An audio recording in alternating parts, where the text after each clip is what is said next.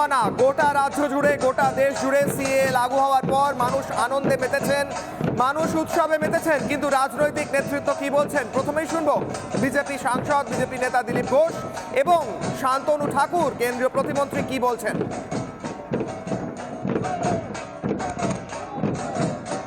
জানাচ্ছে কি আপত্তি করছে, এটা কোনো ফ্যাক্টর না।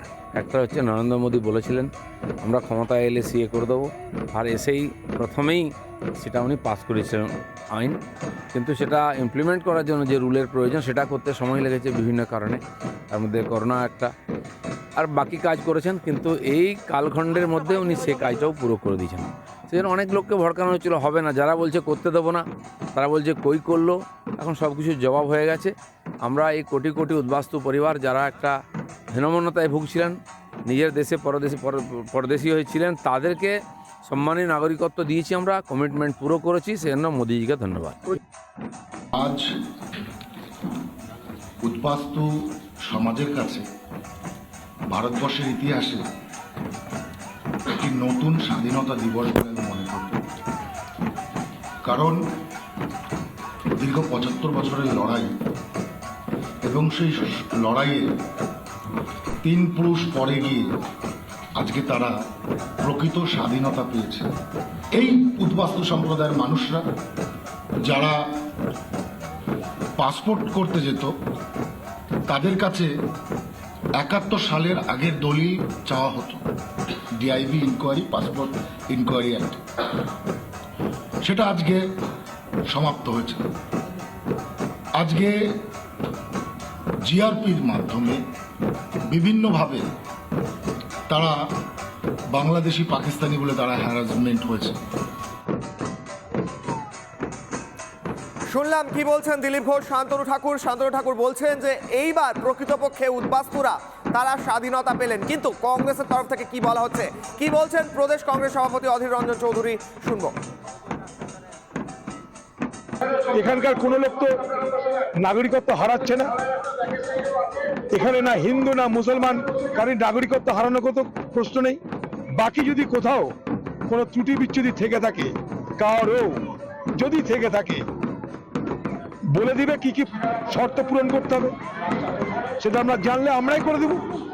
কিছু না, এটা আসমান ভেঙে পড়বে না। সিএ বলে এমন করছে যেন আসমান ভেঙে নিয়ে চাঁদ নিয়ে এলো। কি হলো? এটা সাম্প্রদায়িক বিভাজনের জন্য নতুন রাজনীতি তৈরি করা হলো। 5 বছর আগে আইন এতদিন চালু হয়নি কেন? যদি সদিচ্ছা থাকতো, যদি সত্যি মানুষের ভালো হতো, তাহলে 5 বছর অপেক্ষা করতে কে বলেছিল? হঠাৎ নির্বাচনের আগে কেন ঘোষণা করতে হচ্ছে? তার একটাই কারণ, সাম্প্রদায়িক বিভাজনের রাজনীতি করতে হবে। অধীর রঞ্জন চৌধুরীও কোথাও যেন স্পষ্ট করে দিলেন, স্পষ্টভাবে বললেন কারুর নাগরিকত্ব যাবে না। অর্থাৎ তৃণমূল বা বিভিন্ন দলের তরফ থেকে নাগরিকত্ব যাওয়ার যে কথা উঠেছিল, কোথাও যেন সেই ভুল ভ্রান্তি অধীর রঞ্জন চৌধুরীও ভেঙে দিলেন এই বাইটের মাধ্যমে। অত্যন্ত গুরুত্বপূর্ণ। এরপর তৃণমূলের বক্তব্য শুনবো, কি বলছেন তৃণমূল সাংসদ রাজ্যসভার মমতা বালা ঠাকুর, শুনুন। সেটা লাগু হলো একেবারে এই মুহূর্তে, যখন আর 2-3 দিন হয়তো আসে আমাদের ভোটের ডিক্লেয়ার হতে। এই সময়টা চালু করবে রাজনৈতিক চক্রান্ত, যে মতোরা আমাদের পিছন থেকে তারা সরে গেছে এবং ভোটের জন্য আবার যাতে তাদের সামনে রেখে যে তাদের বলছে সিএ হবে, এই সিএটা লাগু করলো, কিন্তু কি কি ডকুমেন্টস দিতে হবে, কি কি হলে আমরা নাগরিক হব, সেটা কিন্তু ক্লিয়ার কিছু বলেনি। আমার হাতে এখন আমাদের আসেনি। তবে এইটুকুই কথা বলবো যে যদি নিঃশর্ত না হয়, কোনো শর্ত থাকে যে ডকুমেন্টস দিয়ে আমাদের করতে হবে, তাহলে আমরা আন্দোলনে নামবো।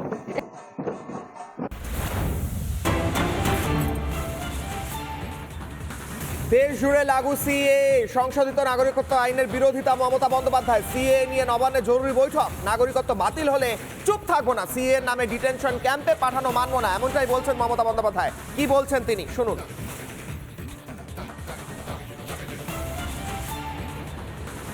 জাস্ট একটা ছেলের হাতে নোয়া লালিপপ বললো আপনারা পোর্টালে নাম লিখুন, এরকম কিছু একটা করবে।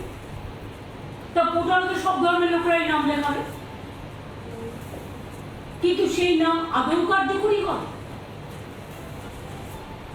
আর যদি আজকে ক্যাব করে বলে আপনি নাগরিক, তার মানে কি এতদিন তারা নাগরিক ছিল না?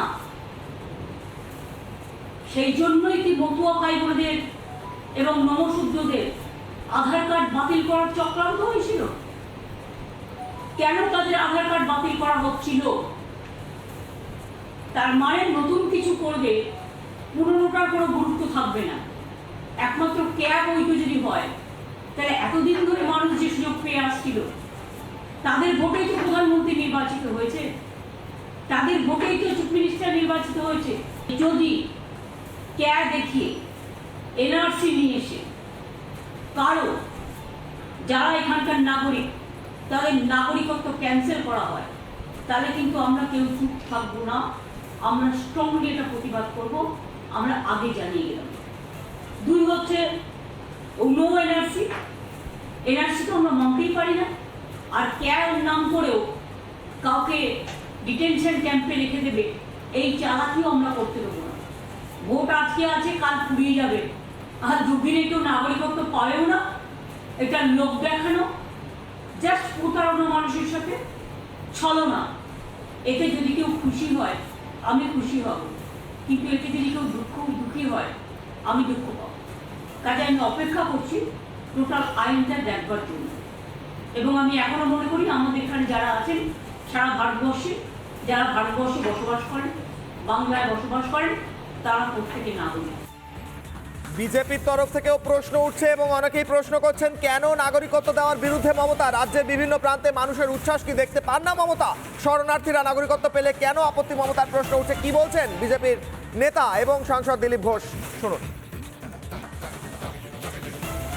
উনি ভেবেছেন যে হয়তো লাইন দিয়ে 100 জনের টাকা নেওয়ার মতো নাম রেজিস্ট্রি করতে হবে, ডকুমেন্ট নিয়ে আসতে হবে, উনি আটকাবেন, গুন্ডাদের দিয়ে আক্রমণ করে ভেস্তে দেবেন। ওনার হাতে কিছুই থাকলো না, পেন্সিল থেকে গেল হাতে। উনি তাই বাধ্য হয়ে এখন, কাল যান সুর নরম ছিল, হেরে যাওয়ার একজন ব্যক্তির পরাজিতর যে আওয়াজ থাকে সেরকমই ছিল। উনি হেরে গেছেন এবং উনি লোকজন খেপিয়ে যাদেরকে রাস্তায় নামিয়েছিলেন তাদেরকে জবাব দিন, কেন নামিয়েছিলেন, কার কী ক্ষতি হয়েছে? একটা মানুষেরও ক্ষতি হওয়ার কথা নয়। তো সেই জন্য এই ধরনের রাজনীতিটা বন্ধ হবে এবারে। আর যদি আবার কেউ রাস্তায় নামে, মনে রাখতে হবে যে 100 কোম্পানি সেন্ট্রাল ফোর্স এখানে আছে। আর একবার দণ্ডবিধি লেগে গেলে তখন একবার ভিতরে ঢুকলে 2-3 মাসের আগে বেরোতে পারবে না কেউ।